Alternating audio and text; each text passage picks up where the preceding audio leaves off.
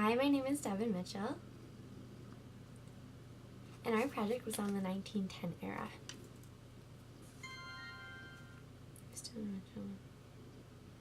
And our project was on the 1910 era.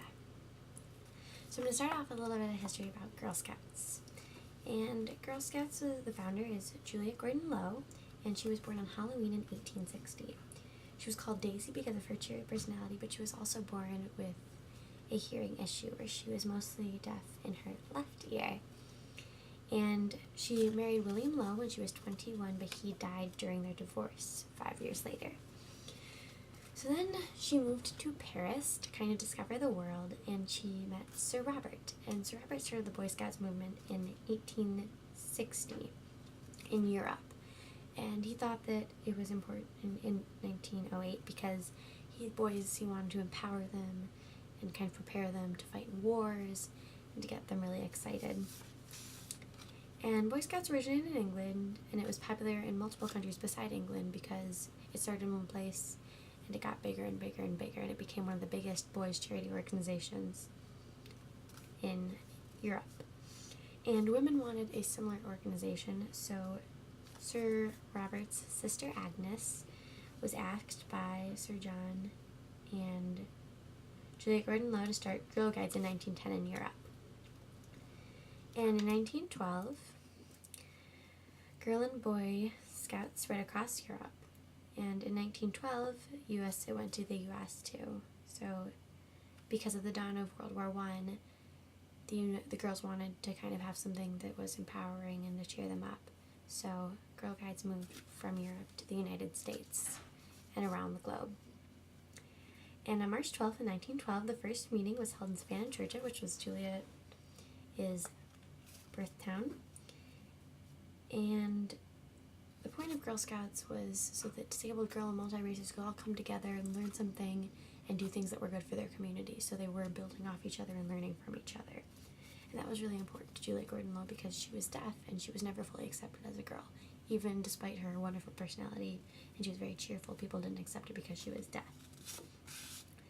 In 1916, after Girl Scouts had spread across Europe and the United States, and it was one of the biggest charity organizations across the globe, a new Girl Scouts handbook came out in place of John Hoxie's original 1912 because it was very stereotypical and very biased and racial and prejudiced. And Juliette Ward Howe came out with a new one, which kind of was all about fair rights and fair thinking towards women. And today, Girl Scouts has a high of 15.5 million in just the U.S., and it's the world's largest community organization in the world, and it's changed the lives of many women across the globe and given them a chance to be accepted. Which leads me into the women's rights movement. So the path to women's suffrage. On July 13th, 1848, it was marked as the beginning of the women's suffrage movement because Elizabeth Cady Stanton and 4 friends, they met in upstate New York for tea, and they were just talking, and they started to get into how discontent they were about how unfair, after becoming a democratic government after the last war, how important it was to the United States, and women were the exception. They were not given fair rights at all. So they decided, these 4 friends, that they were going to have a convention from July 19th and 20th in 1848 at Wesleyan Chapel in New York to discuss women's rights with many civil rights leaders and many different people. So here is a picture of the sheet that was posted in the town square. Lots of people were invited, and here's a picture of Elizabeth Cady Stanton. And she was, she had a big role in the women's rights movement because she wrote the Declaration of Sentiments, which was a declaration, kind of like an amendment that was kind of talking about how women felt and how their rights were unfair. And she listed how women's rights were unfair, which we'll get to in a moment, and she used the Declaration of Independence as framework to build off of. So she used the same ideals and some of the same wording. So if you ever read it, you'll realize that they have some similarities. So then, the convention was a heated debate when Frederick Douglass, who was one of our civil rights leaders, and he ran against Lincoln in the election, was pro-civil rights, and he agreed with them, and he thought that they deserved the same rights because they were also citizens, and it said that all citizens should have equal rights. And they decided in the end, they came to a resolution, that women should have equal rights. And so they just had to come up with a way to make it stand. And so women's rights started in 1848, so it was a 72-year kind of blah, blah, blah.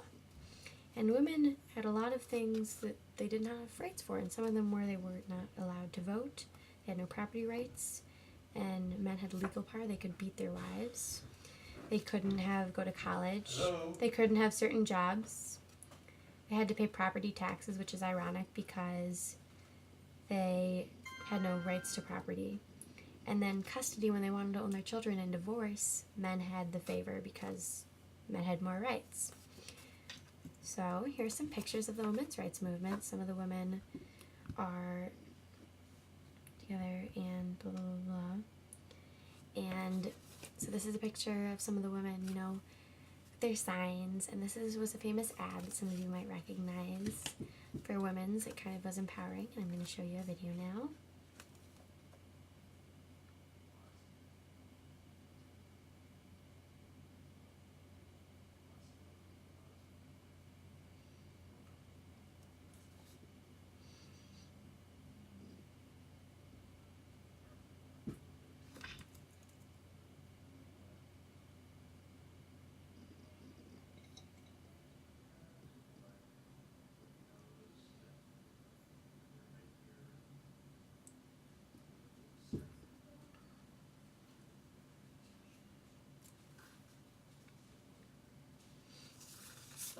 Alright, so some other important things.